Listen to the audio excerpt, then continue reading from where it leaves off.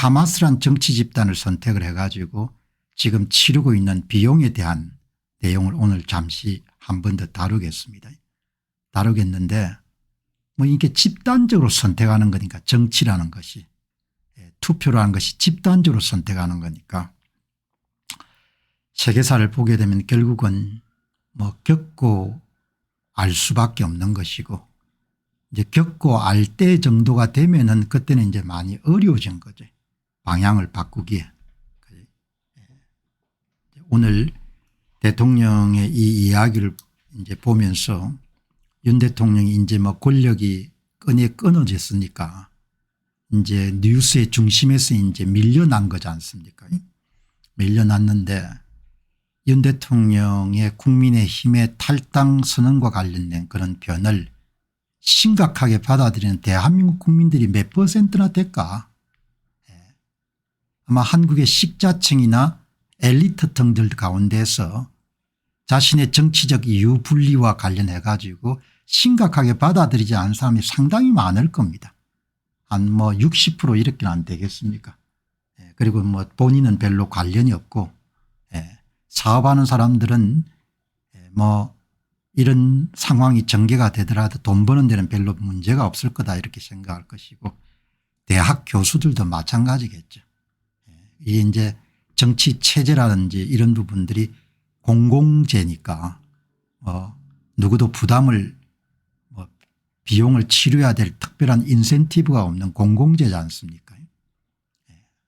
그래서 이제 선거가 앞두고 있고 하기 때문에 선거에 영향을 미칠 수 있는 그런 이야기는 뭐 제가 별로 해서는 안 되는 거고 어떻든 윤 대통령의 그런 탈당 선언문을 굉장히 이렇게 꼼꼼하게 읽어보고 대책임제를 하고 그게 이 나라의 앞날과 자기와 가족들의 앞날에 어떤 의미를 갖고 있는가 이렇게 여러분들 걱정하시는 분들이 한국 국민들 가운데 얼마나 되겠냐 이렇게 보는 겁니다. 아주 뭐 제가 볼 때는 다수는 아닐 겁니다. 40% 이하지 않겠느냐. 그리고 40% 가운데서도 뭐 얼추 한 20, 30% 정도는 뭐 다 그래도 사람 사는 데인데 무슨 일이 있겠냐 뭐 이렇게 되게 왜 긍정해야 또 사람은 살아갈 수 있는 힘이 있으니까 그죠? 그렇게 보이지 않느냐. 신문을 보게 되면은 저하고 생각이 다른 사람들이 너무나 목소리를 높이기 때문에 제가 일부러 국내 뉴스를 다루지 않으려고 하는 게 아니고 그냥 그렇게 할 별로 에너지가 없는 겁니다. 이런 사람들하고 다투면서 있죠. 네가 틀렸니 뭐 이렇게 여러분들 이야기할 수가 없는 겁니다. 대통령 뭐 탄핵의 강을 넘어서 국민 통합을 이룰 거다. 탄핵의 강이 아니고 거짓과 사기와 진실의 이런 대결인데 뭐 그렇게 여러분들 뭐 볼 수는 없는 거죠. 이게 다 젊은 사람들인 겁니다. 30대 그리고 50대 한동훈 씨가 다음 주 현장에서 국민을 만날 것이다. 구역질이 나기 때문에 제가 한국 문제를 거의 안 다루는 겁니다. 한국 문제를 아침에 여러분들 이런 시간에 방송을 듣는데 방송을 준비하는 사람들도 흥이 나야 이런 방송을 준비할 거 아닙니까? 내가 여러분들 기사를 볼 때마다 전부가 이런 사기고 거짓이고 여러분들 그런 건데 그걸 매일 아침마다 방송을 하면 저의 여러분 영혼도 어지러워지고 매일 아침마다 듣는 사람들도 얼마나 힘들겠습니까? 그래서 이런 국내 문제를 현저하게 줄여버린 겁니다. 그죠? 이 사람들의 이야기가 옳은 게 아니지 않습니까? 옳은 게 아닌 걸 매일 옳지 않다는 이야기를 하기가 그거한 거죠. 이준석 씨 이야기도 마찬가지고 윤 대통령의 탈당이 뭐 국힘의 힘에 얼마나 도움이 될 수 있을지는 모르겠거든요. 그러니까 정치하는 사람들이나 이런 사람들이 대한민국이 직면하고 있는 근본 문제 전부 다 입을 다문 거죠. 입을 다문했으니까 이제 그 부분에 대해서 비용을 이제 앞으로 치룰 수밖에 없겠죠. 뭐 이재명 후보의 이야기나 지금 감옥에 가 있는 조국 씨의 이야기나 뭐 옳고 그런 것이 완전히 이제 뒤죽박죽이 됐으니까 투표를 통해서 권력 교체가 상당히 힘들어진 체제가 열리는 겁니다. 그것을 어떤 사람은 형식적 민주주의다, 연성 독재다 뭐 그런 표현을 사용하는데 그거는 대부분 사람들에게 익숙지 않은 표현이고 우리나라가 아니고 그들 나라가 되는 겁니다. 그들 나라가. 이게 얼마나 큰 변화입니까?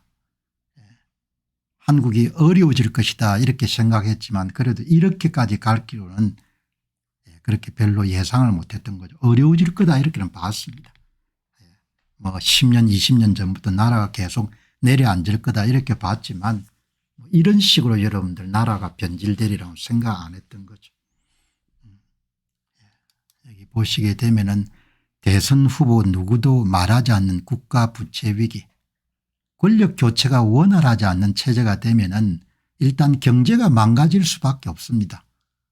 외교도 망가지고 국민을 두려워하지 않는 국민의 의사를 반영하지 않는 경제정책 외교정책이 실행이 될 거니까. 이 조선일보도 이런 그런 시대가 열리는데 큰 역할을 한 거죠. 오늘 조선일보 사설 보시기 바랍니다. 대선 후보 누구도 말하지 않는 국가 부채 위기, 이건 결국 경제가 망가진다는 거죠. 미국은 한국은 중국 앞에 항모다, 세시에 말장난할 때 아니다. 안보가 무너진다는 거지 않습니까? 동맹관계가. 그죠? 신재생 90% 덴마크도 40년 만에 탈원전 폐기. 국민이 원하든 원치 않든 그냥 하고 싶은 대로 하는 겁니다. 그래서 선거라는 것이 민주주의 꽃이자 알파이자 오메가라고 부를 수 있지 않습니까?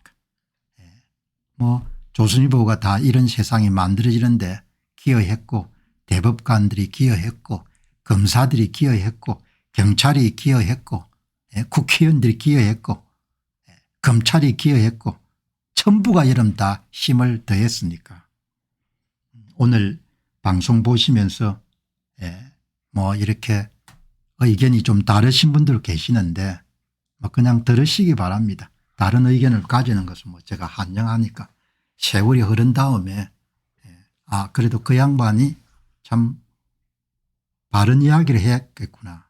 이제 그 피해를 느낄 정도가 되면은 그때는 이제 완전히 그냥 기운 상태인 거죠.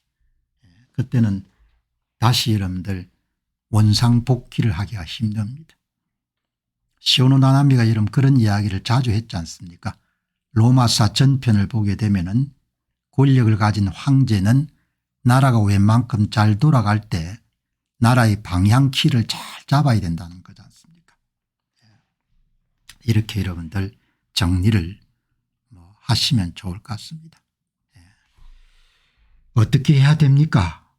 답을 찾다고도 너무 무너집니다. 이렇게 했는데 선거를 여러분 바로 세울 수 없으면 뭐 그다음에 해결될 수 있는 사안이 없지 않습니까? 대통령도 옳은 말씀을 이렇게 탄핵의 변에서 많이 하시지만 그 문제가 이렇게 심각하게 발전되리라고는 별로 생각을 안 하셨던 것 같아요. 자, 여러분들 오늘 이렇게 보시고